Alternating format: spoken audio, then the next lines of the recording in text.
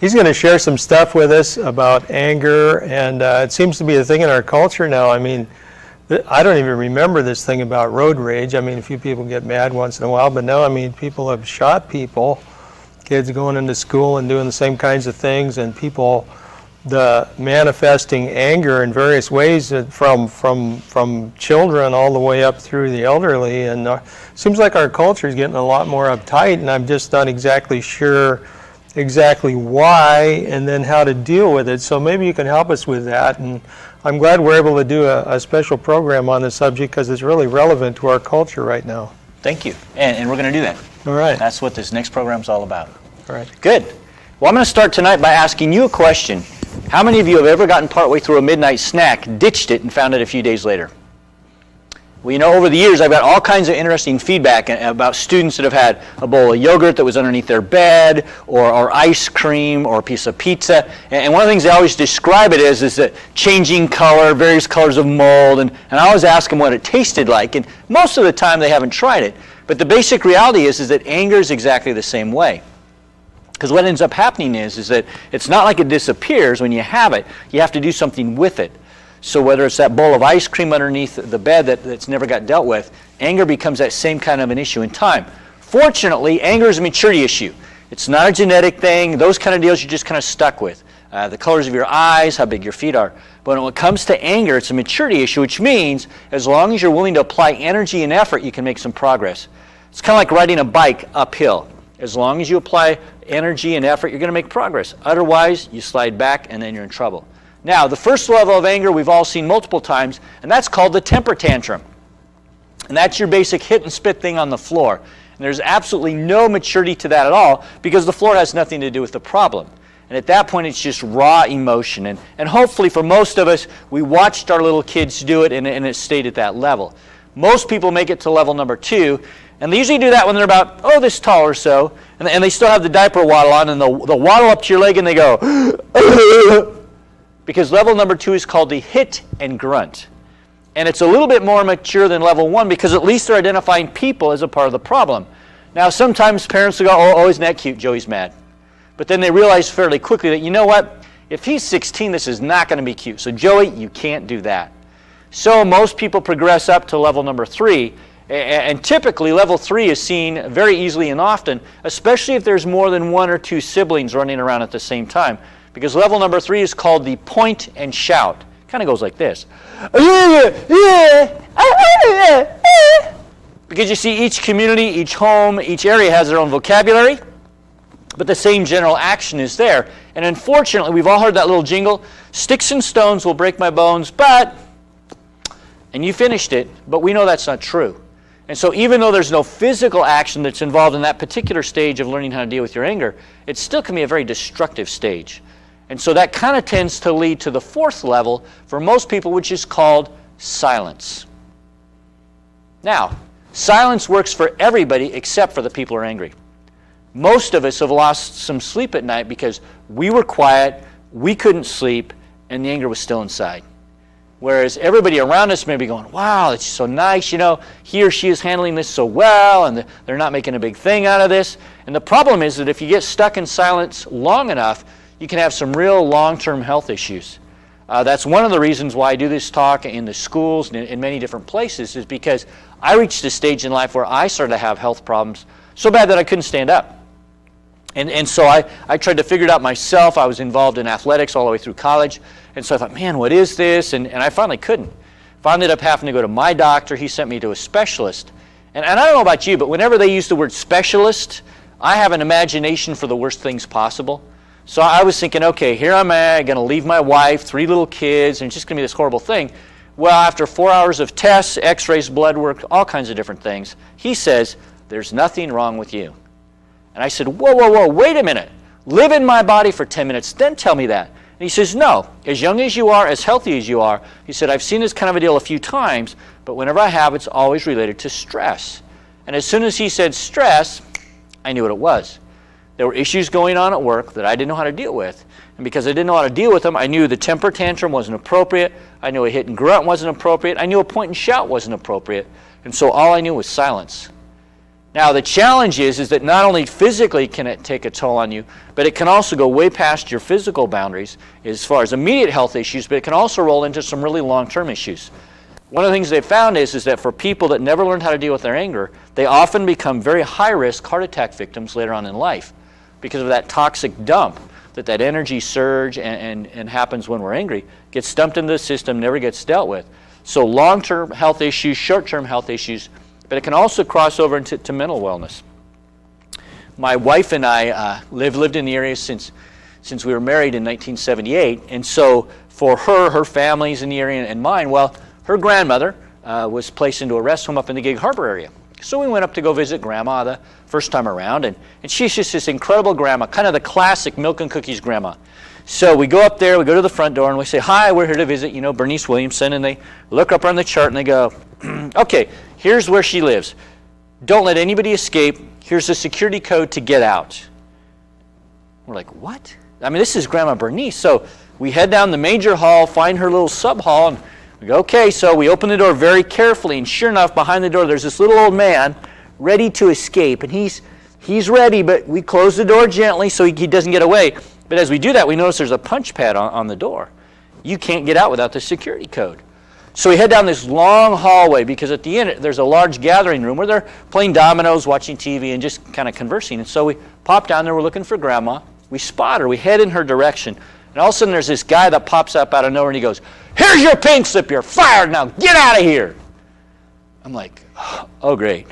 I know we've got to come back. This is where Grandma's going to be for a while. So I finally just said, "Sir, what'd I do?" And he's like, I'm like, okay, this guy's upset. So finally I'm going, "No, really, what'd I do?" And he goes, "The way you unloaded that truck."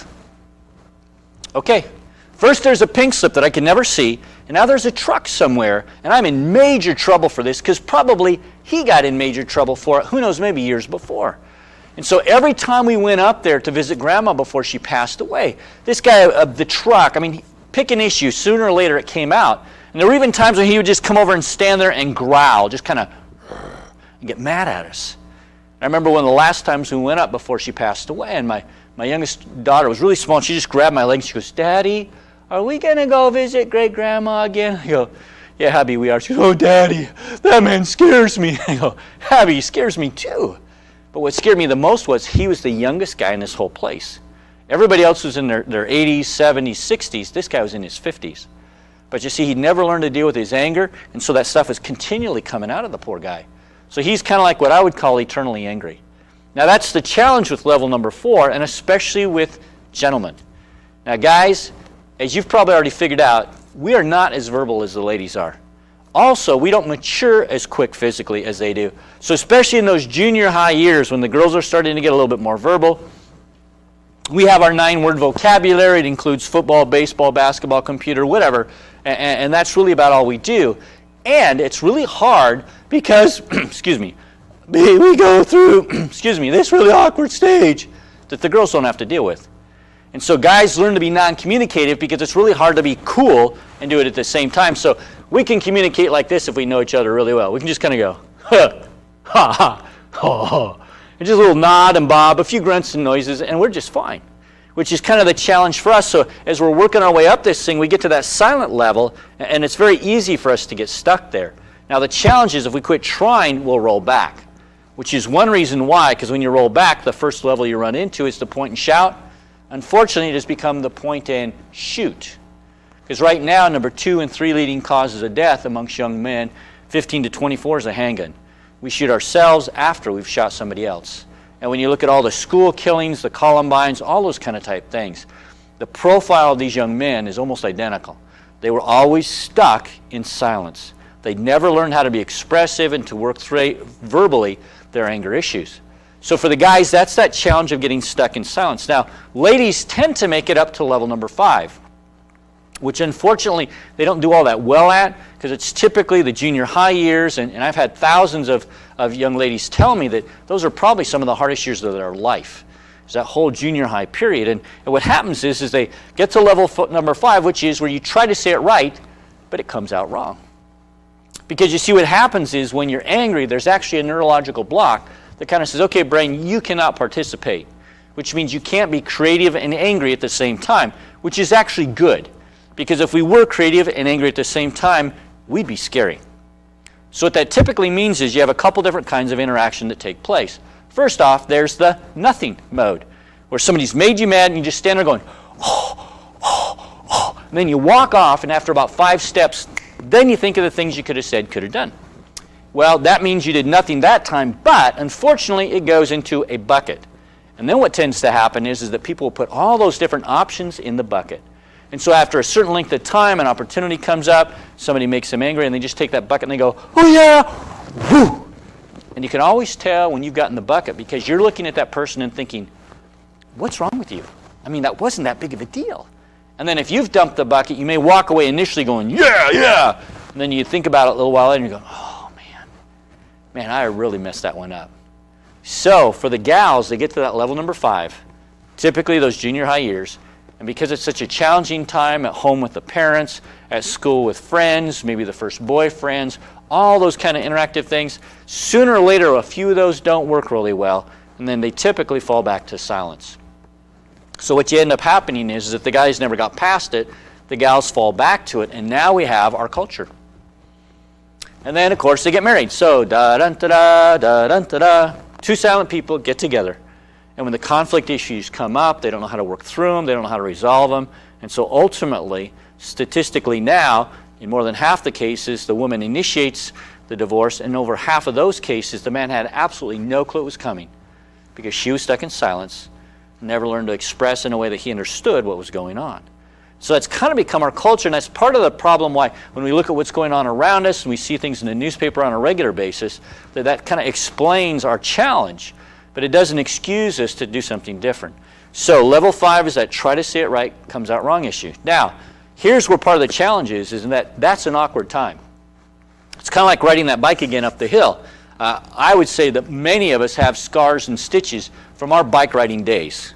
I mean, the stories I've heard have been horrific of the students who've put the front brakes on too tight, did the endo, found gravel on a corner, a fence they didn't know it was there. I mean, you name it. The way we've picked up our scars and stitches from riding bikes is just untold in number and variety. But when it gets down to dealing with our issues with our anger, we're going to have the same issues. It's not always going to come out right. It's not always going to be smooth. But it's like anything, you just have to keep at it. You got to get yourself up, go back at it again, and keep working through. Because if we can get past, try to say it right, comes out wrong issues, eventually we'll get to level number 6, which is characterized by right time, right place, solution. Because in most cases, there are solutions. Unfortunately, angry people can't solve those. So they have to be able to pick a time, pick a place, and come up with some solutions. Now, basically, when it comes to anger issues, there's 4 basic solutions as far as the people part of anger goes. First one is, I'm right and you're wrong. Unfortunately, that's kind of our default, and we go to that one almost automatically. Second one is, you're right and I'm wrong, which we don't like, but is still true sometimes. But the 2 that are the biggest challenge is we can both be right and we can both be wrong. Now, when it comes to both being wrong, if I'm in a junior high setting, sometimes I'll say this. I'll say, okay, what do you guys think of the Seattle Dolphins? And some kid will raise his hand and go, that's the team, they're going all the way this year. I got their posters on the wall. And another kid is going, they're never going to make it. They gave away their best players. And there's this little mini civil war that's developing. Meanwhile, a lot of the students are looking at each other and they're going, Seattle Dolphins? You see, there is no such thing as the Seattle Dolphins. But in America, we feel like we have the right to have an opinion, even if we have no clue about the subject. And so that's where it's very easy to end up in one of those scenarios where you have both people being wrong. And the challenge in that scenario is that if they're both wrong, somebody has to be willing to admit they were wrong to begin the reconciliation process, to start the process of seeing things work through. Then there's the bigger challenge sometimes of when we're both right. Now, my wife and I, we've been married over 26 years, 27 will be in June, and we don't see life the same way. And it's not that that's a problem at all now, but it created tension early on because we would stick to our guns and go, I know this is this way and I know it's that way. For example, if we were in a large gathering of people and we'd had a chance to talk to different people, afterwards on the way home, my wife would say, hey Mark, did you get a chance to talk to Matt? And I'd say, okay, who was Matt? And she'd say, well, see, Matt, he was wearing an Old Navy shirt, Dockers, and a certain kind of shoe. I'm going, okay, was he 6'1", 185, short dark hair. She'd go, I don't think so. And I go, well, then I guess I didn't. You see, we were both right. That is what he wore, and she saw that and described that. And I was probably within 5 pounds and half an inch of how tall he was. I was right too. And so we create tension sometimes because of that confusion that would generate. We were both right. And a lot of times you'll see that in the parent-teen world because both of them are coming from a different context. For example, when I was in high school, we had a 5-minute phone limit. 1 phone call a day, 5 minutes at a shot. Reason was that where I grew up, we had a party line system. So there were 6 houses that were all on the same party line. So if it rang a certain way, it was the house down the street, on down the line, so a certain ring was our house. And you didn't stay on the phone long because that meant somebody else couldn't get a phone call, also meant they couldn't make a phone call. And if it was a long distance, it was radically expensive, so again, kept everything short. Well, that was my context. So for me, a 5-minute phone call was really the best that I would hope for, which doesn't create a great bond between you and, let's say, a girlfriend. Today, things have changed. If you talk to students today, most of them have 24-hour access to a phone. I mean, they'll have phone conversations like this where they're going, are you still there? Yeah, okay. And they just listen to each other breathe. Or they'll watch the same TV show together and all of a sudden they'll be like, oh, I knew it was him, I knew. And everyone's going, oh, I thought it was going to be the other guy. They're just sharing time. And then you put an instant message on top of that. And so what ends up happening is, in the dating scenario, is that parents will remember, oh yeah, you went without him for a couple of weeks, and you break up, no big deal. And the kid is thinking, wait a minute, big deal. Because in these last 3 weeks, we've spent like 6.5 hours a day, whether it was on the phone, instant message, somehow we have interacted. And I really think like we've become very close, and now this thing is shredded. So to a certain degree, they're both right. Because the parent will say, hey, there are more people out over there, you'll get over this, and they're right. And the student is saying, you don't know how much this hurts. You don't realize what we had going. And they're right too. So that's one of the challenges is when it comes to a conflict area is to realize that all 4 of those are very realistic options and to be able to kind of pull back and be honest about how we fit into that scenario to how things might work out. Now here's an example of a gal who some of us would be familiar with. There's an organization out there called MAD, Mothers Against Drunk Drivers. And she had an event happen in her life, and I'll read the clip, that could have put her in the same kind of scenario as the man in the rest home. That issue where she lost her daughter to a drunk driver could have sent her down that path. But instead, she did this. Anger should be harnessed as a constructive energy rather than a destructive force. A good example of using anger as a creative tool is Candy Lightner. She was devastated when her daughter Carrie was killed by a drunk driver. Initially furious that her daughter died so senselessly, she was able to make the anger produce positive results by forming Mothers Against Drunk Drivers. She says, quote, through MAD, I found a way to deal with my anger and to address a serious social problem that had taken my daughter from me. You see, for her, right time, right place, solution, and perhaps some of us are here today because of what she did. Because she started a program that addressed a problem that had all the issues that could have made her eternally angry. But instead, there was a solution. And so now she's been able to change some things, that's maybe affected us very personally, whether we know it or not. Now, as you work your way up this thing, we guaranteed the bumps and the bruises, but now that you've got a part of the solution, part of the challenge is to get that into the hands of the people that are around you. So for me, what I had to do was go to my boss in my work environment and just kind of say, here's the deal, here's this anger thing, I've got a problem, I'm working on it, here's how it works. And I had to do it at the right time and the right place. And some amazing things happen when you do that. First, you've talked to somebody about a touchy subject for the first time. And that's always the toughest time. But because it was a right time and a right place, I was able to walk through those issues and kind of explain why there had been some rough edges because of that try to say it right, comes out wrong level. And so that made it much easier the next time when I needed to talk to him. Also, because he understood the stages there, then he was able to kind of help me walk through that same thing. And so whether it's a family unit or a work environment or a school setting, any one of those, when everybody has a common language and everybody understands the path that we're all on, and where we might be, it helps an awful lot to help people get through that. To allow people to get to that point where right time, right place solution is basically how we deal with our anger issues. A lot's changed in me since my initial years. And one of the reasons why I kind of began that whole anger process is that when I was a freshman in high school, I was 4'10", and I weighed 88 pounds.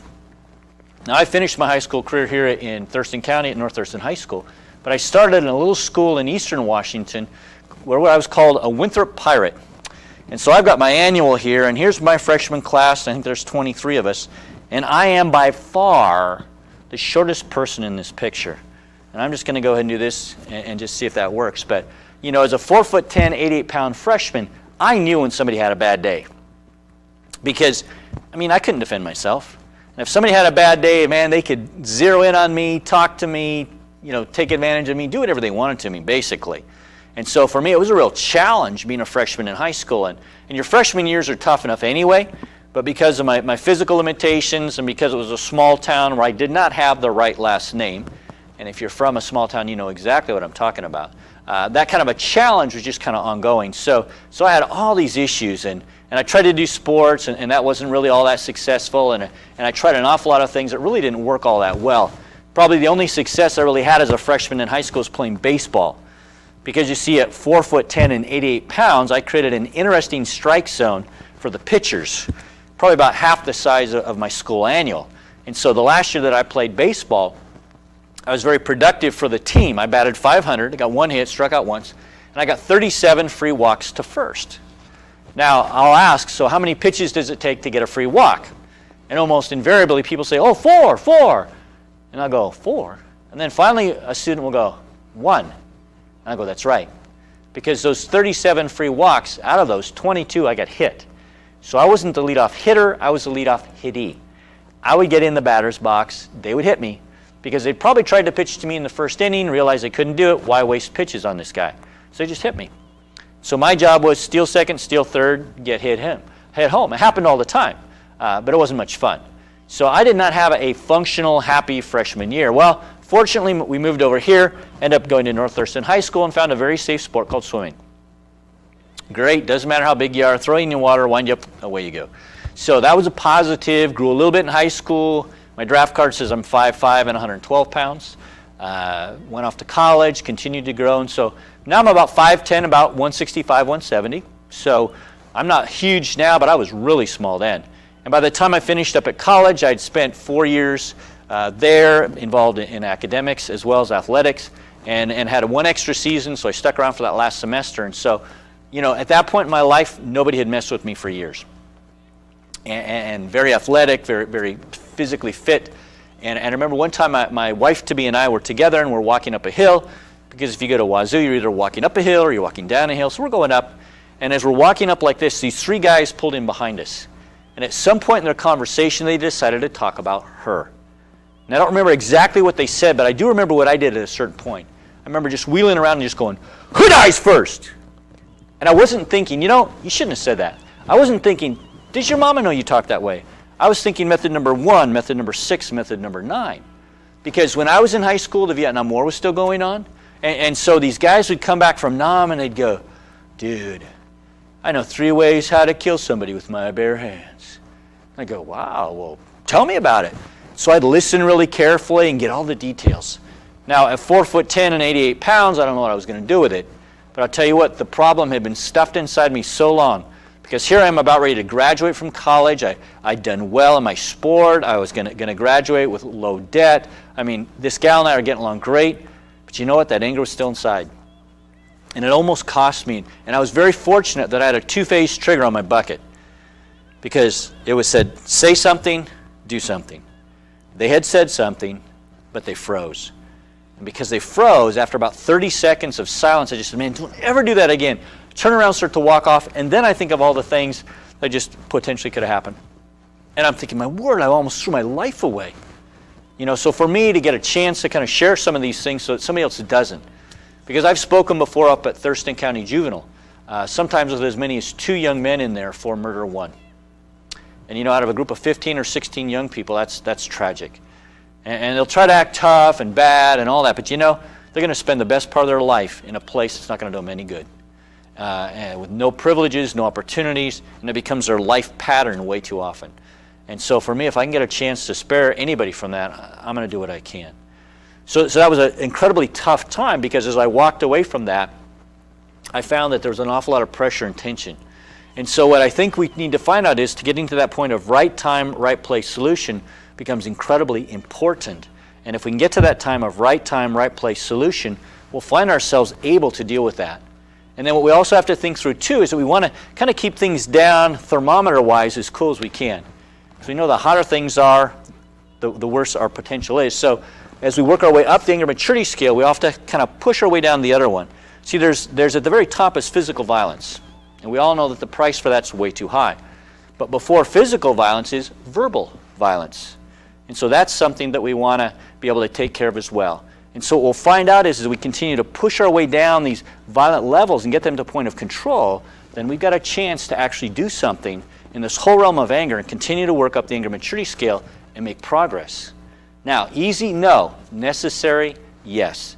And so whatever you can do to work your way up this thing, you're going to find out that you're going to get a few skips and stones and bruises along the way. But you're also going to be able to make a difference in your own personal life, in your family, in the locations that you find yourself. So I just want to encourage you. Now, I'll give you the first yay rah, okay, because it's going to need a few to keep going. Yay rah. Give it your best shot and just keep trying. So hopefully you spent some time working your way up your anger maturity scale, and you've realized that's going to take some work. But there's also another scale that you kind of have to work about pressing down and keeping cooled off. And we briefly mentioned it before, but we're going to go into depth of that now. Now, at the top of that is physical violence. And I think as time goes along, we kind of recognize that that's a distinct problem. But one of the challenges with young people is that what they'll sometimes see on TV versus real life are two radically different things. So periodically you'll hear these stories and read these articles about a young person who watched something on TV and then kind of did the copycat thing. So that's a bit of a challenge for them to transition to realize, hey, it's not quite the real world. But physical violence is the ultimate expression of anger, which we know has a high price. Well, below that is verbal violence. Because most of the time there'll be some kind of verbal jabs before there's a physical jab. And unfortunately, we've gotten to a point now in society where basically we're a trash talk society. It used to be that only happened on the sports field, Super Bowl Sunday, basketball, that kind of stuff. But now we've rolled over, and now we have trash talk comedians, trash talk songwriters, trash talk politicians. Almost anything's trash talk now, and because of that, and that's the second level down of verbal violence, if somebody just gets a little bit more angry, what they have to do automatically to express themselves is to pop up to that physically violent realm. So that's a bit of a challenge. And then below that, because you're not creative and angry at the same time, you have to bring into account the fact that mentally there's violence. Because again, that creativity factor is not there. So at some point you have to have thought about those things. So if somebody ever says, I never meant to say that, that's not true. At some point, in some scenario, they had thought that through and decided that was an option. And it was in their bucket. And so that came out. So that's the challenge then of bringing all those things down. So in order to continue to push these down, you have to have physical control. Now, that doesn't seem like necessarily that's such a hard realm to have. But if you think about it, many of us know somebody who's a Vietnam vet, a grandfather, an uncle, maybe a dad, a brother, somebody that we know that was a Vietnam vet, and we kind of think of the issues that they had and some of the things that they went through. And I think for those of us that never went, it's so hard to understand, but as I've shared this principle, many of them have agreed that there were a lot of similarities, and it kind of runs along this line. A good game of hide and go seek is a lot of fun. And many of us have done that, remember it from childhood, but there's that challenge when you're hiding and somebody's looking. And so if I'm hiding and I think I've got the perfect spot, and the seeker is so close and so close. Boy, when they get close, I'm going to breathe different, and I'm going to hold my breath, and I'm going to try to be as still as I can, and the tension level just mounts. And I can also almost guarantee I'm going to have to use the restroom. So that whole tension thing comes into play. Well, if they catch me, I'm it, no big deal. But in Vietnam, when they caught you, you were dead. And it was a huge deal. And yet these guys lived 24 hours a day, 7 days a week, under that kind of pressure for 9 months, 18 months, 27 months, however many tours they did. And because of that pressure and tension that they lived under, they had to learn to have cat-like reflexes and respond and all those kind of issues, and nothing was predictable or necessarily even made sense. And so for them, when they came home, they didn't go through any transition period. I knew guys that were in the jungle, last day there, let's say on a Friday, and they were back in the States by Tuesday, and they were civilian.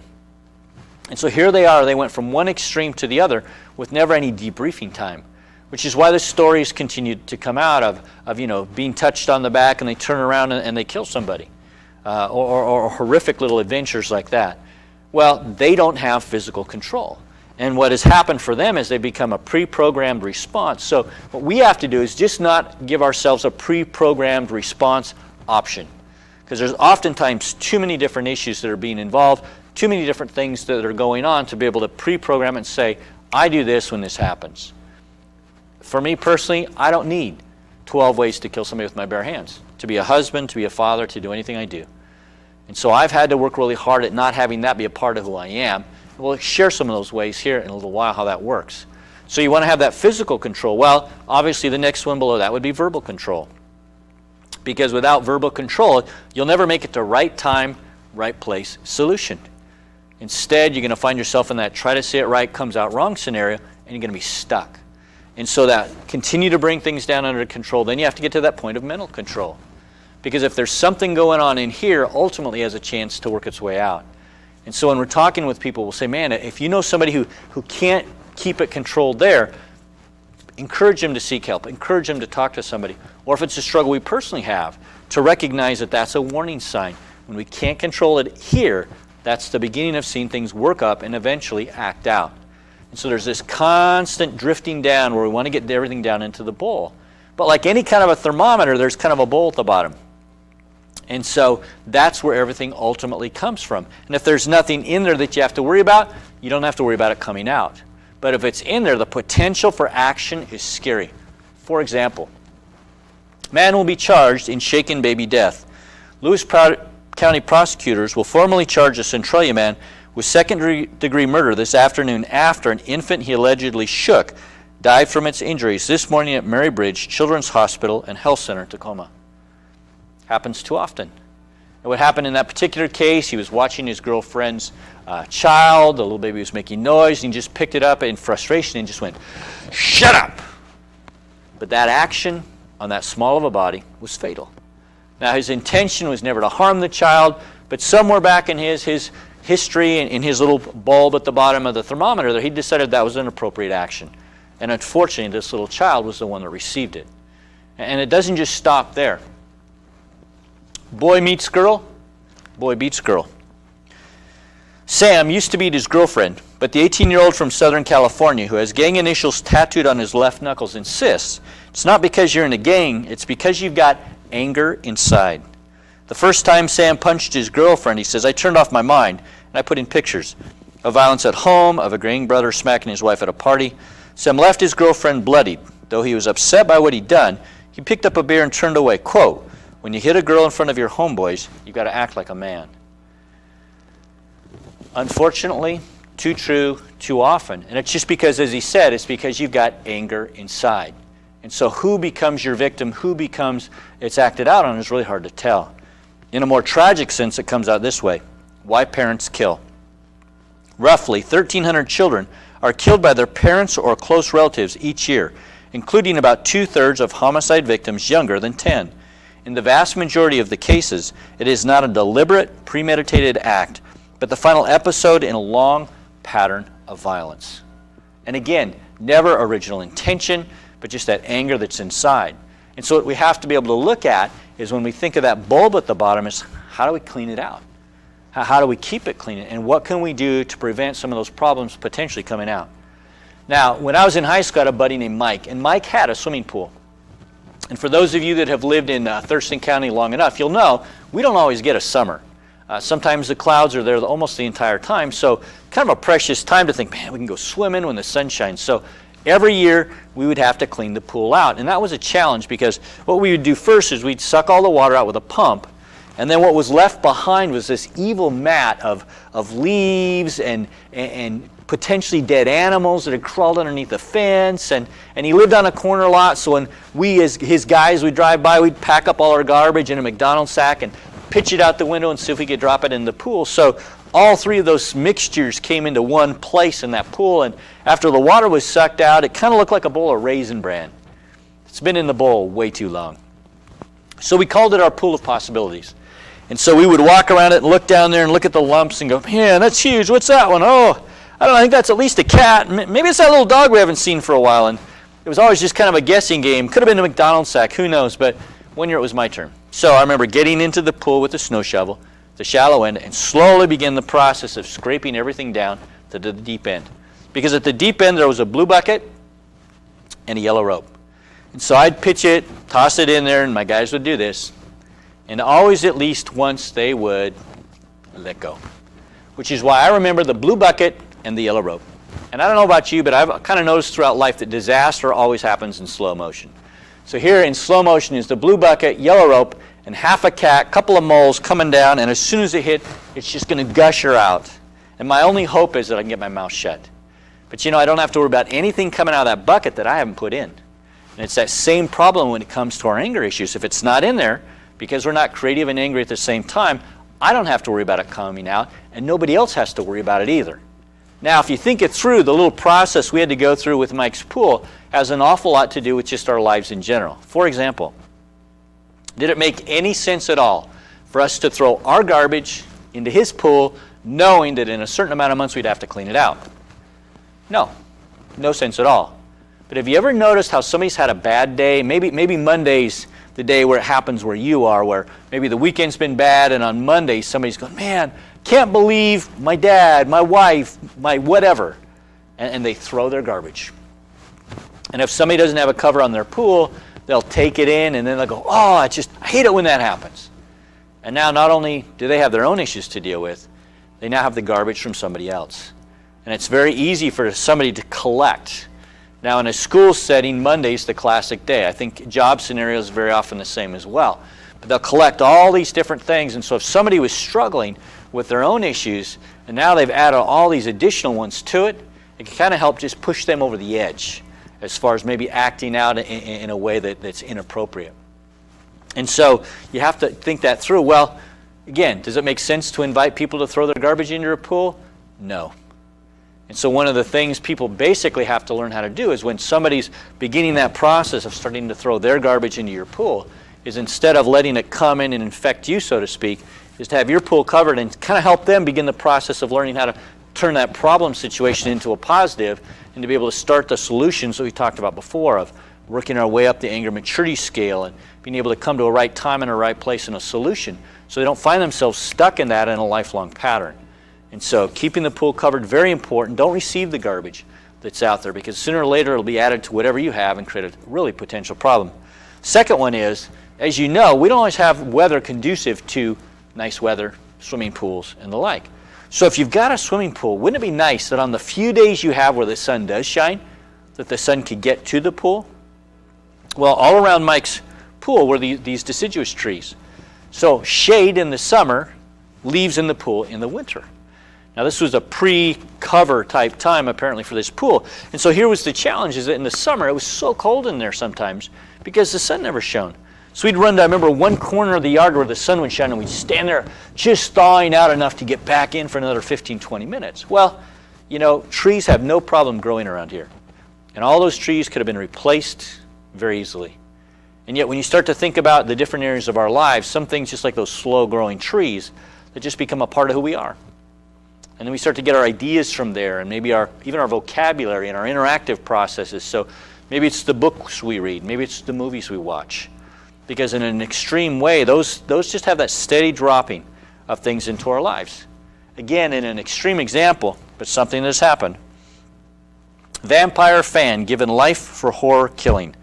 A man obsessed with vampires who murdered his best friend because he thought it would make him immortal was jailed for life yesterday. Alan Menzies claims he'd been told to kill Thomas McKittrick by a character in horror film Queen of the Damned, which he had watched 100 times. The former security guard snapped when his friend insulted the vampire. He battered him over the head and repeatedly stabbed him. Now, an extreme example, yes. But if it hadn't been in his pool, it couldn't have come out. And so that's where we have to think about sometimes, you know, where do we get our ideas? What's influencing us in ways where we might act upon it? Because those trees represent that. And then if you think it through, you know, pools are supposed to have a fence around them to keep, you know, children out and animals and the like. And for whatever reason, this pool had a fence, but it wasn't close enough to the ground to keep everything out. And so there was constantly issues where we had to, you know, deal with the things that had wandered in, so to speak. And because of the rain, the leaves, and the slickness, some of these animals would try to get their drink and set out of a dirty puddle and find themselves in the pool. And so the challenge then becomes is that once it's dropped into that pool setting, is that, hey, there's no way out, and thus on the bottom of the pool for us to clean out in spring. And so if you take that and look at that in a real life setting, it's like, what kind of safeguards do we have around us? Not just the slow-moving trees, but what kind of safeguards do we have to watch those things that come in periodically that potentially become a part of the pool? Because if we've got a clean pool, we don't have to worry about anything coming out. If the pool's filthy, then we can be in trouble. Now for me, like I said before, I don't need to know 12 ways to kill somebody with my bare hands. And so if you're at all like me, maybe you have the kind of garage where it's really more like a jungle adventure than it is a chore to go and get something from out of there. Especially around Christmas time, when it's those once-a-year Christmas ornaments, decorations, lights, you name it. And I've heard these stories of people, it's more like the jungle adventure where somebody says, hey, we want to decorate the house for Christmas. And everybody's like, yeah. And then somebody says, who wants to go get the stuff out of the garage? Dead silence. And finally, somebody will go, well, I'll try. And everybody's like, yay. And they pat him on the back and never expect to see him again. But sooner or later they come out covered with dust, broken bones, bruises, with the box, and it's, yay. Well, that's because you don't ever use it. It's a once-a-year scenario. And so for me, my challenge was, as a young man, I liked the idea of what I could do to somebody with those 12 ways to kill somebody with your bare hands. So when I would get together with my friends, that would get revisited many times. And it was way too fresh, it was way too easy, and way too accessible for action. And so for me, I've had to take that box, put those things in there, and that's in a box somewhere, in the garage, somewhere that I don't open. So when I share this information with people, I don't mentally think about method number 4, 6, or 9. I just use numbers because I don't want that coming out at an inappropriate time. And so for me, by being able to do that kind of a thing, then I don't have to worry about that coming out. So that gives me the capacity as a husband, a father, and all the different work scenarios that I'm a part of. I don't have to worry about anything coming out of my pool. So our challenge then is preventing things from getting into the pool, to clean it out if necessary, and then once it's out, not to let those things come back in. And then the challenge is the fact that we all work with different people. So right now, we've got a part of the solution. So it can be a right time, right place solution type scenario. Now, here's what this doesn't mean. That when you're done watching this program, you don't go find somebody who you know has got an anger problem and say, hey, you've got an anger problem. You're only on level number 3. You really got to work on this. It's true. But at that point, it's not right time, right place, or solution. Now, if you're a student and you and your folks have had a little go at it, let's say about the room being clean, don't go to mom or dad and say, hey, you're the mom, you're the dad, you're supposed to have all this stuff figured out. How come you don't want to deal with your anger? That's not the issue right now. The issue right now is you have a part of the solution. So now it becomes a challenge of right time, right place, and solution. So for example, if you're a student thinking about your parents, you're a parent thinking about your students, you have a job scenario, we were thinking about this, here's an appropriate response, is to go to them and say, hey, you know what? I saw this show just the other night, and I'm learning this stuff about anger, and here's how it works. And there's a temper tantrum, and a hit and grunt, and a point and shout, and silence, and try to say it right, comes out wrong, and then right time, right place solution, and this is kind of how it works. And I'm working on this, and I'm just wondering if you could kind of help me through this. Now, they'll identify themselves. You don't have to identify them for them. They'll be able to say, wow, that's me. I'm stuck in silence, or I got as far as try to say it right, comes out wrong, and that's where I stumbled. And because you've given them a path, a roadmap, so they can identify where they are and where they need to go, they've got a chance. If you start pointing fingers, their defenses are going to go up, and they're not going to learn anything. And so your biggest challenge then now is you've got some information, is that first you begin that process of putting it into practice yourself. And as I said before, it's not easy. But I can also say wholeheartedly, it's worth it. Because what ultimately ends up happening is you get a chance to be a peacemaker instead of a part of the problem. So as you work your way up this and show people kind of the information layout, how this works, you're able to help them work through the same process yourself. It's kind of fun for me to go back. I've done a few high school reunions over the years, and having grown physically, made some major changes. But I think more important than the physical changes were the changes in me, the internal changes. because the anger issues aren't there anymore. And because that's not there anymore, that's given me a chance to work through so many more scenarios, to enjoy raising my kids. At one point we had 3 teenagers. We've only got 1 teenager left, but at one point we had 3 teenagers. And for some people that's hair pulling time. Well, I've still got my hair. So obviously that wasn't hair pulling time for us. And the reality is that the anger issues that we had personally learned how to deal with, we were also able to pass them on to our own children. And so that they understand the process. And because of that common language, then in a very emotionally charged issue, an area that's really hard to walk into sometimes, actually becomes very approachable because of the common language. One of the things that I do in the summers is take people on short-term mission trips. And this is a part of the proactive training that we always use with our teams so that we can get through issues much quicker. Because to talk to somebody who's upset and they don't know how to talk about it and you don't know what to say to them, you don't get anywhere. But when you know the vocabulary, they know the vocabulary, you can very simply say, hey, you're stuck in silence, aren't you? And they can say, yeah, I am. And you can begin that process of emotionally expressing what's going on. And because of that capacity, you have the chance then to work through the issues that are there. And whether it's a mission trip setting, a family, a job scenario, it really doesn't matter where it is or how it is, with that common language, that gives you that opportunity then to begin to express. Everybody understands, everybody knows it's not easy, everybody knows it's something we all work at, and that whether somebody's at level 1 or level 6, sooner or later, the path to 6 is only taken one way. Everybody has to go through the same obstacles. Everybody has to work through the same stories. And so when everybody sees the path and is at some point on it, then everybody can make progress. And instead of something being a hopeless scenario, because what tends to happen is for guys that get stuck in silence, we stuff it, we get cataclysmic, it gets ugly. For gals, and that try to say it right comes out wrong mode, they may say things that diffuse the cataclysmic aspect, but maybe burn bridges because of how things were said or what was said. And in any scenario, we don't get a chance of that right time, right place solution where things change, like Candy Lightner and the MAD organization, where they're actually doing something to change some significant issues. And so for each of us, no matter what our setting is or no matter what our scenario is, we have an opportunity now, because of what we know, to begin that process. It's what I would say we've been exposed. And so now it's the experimentation process, where we begin to put it into practice, which will not always be perfect and not always be pretty. But at some point, we'll gain a level of experience that will allow us to continue to grow and to pass it on to others. Now, at some point will become experts. And that's great, because that gives them a chance maybe to help an awful lot of other people. But all of us can get to a certain level of experience where we can have success honestly dealing with the issues that make us angry, because we should get angry about some things. If we don't get angry anymore, chances are something inside has died somewhere, because there are issues, there are things that need to be changed, and our anger response just may be the catalyst to see those things change. Anger in itself, of itself, isn't the problem. It's what we do with it.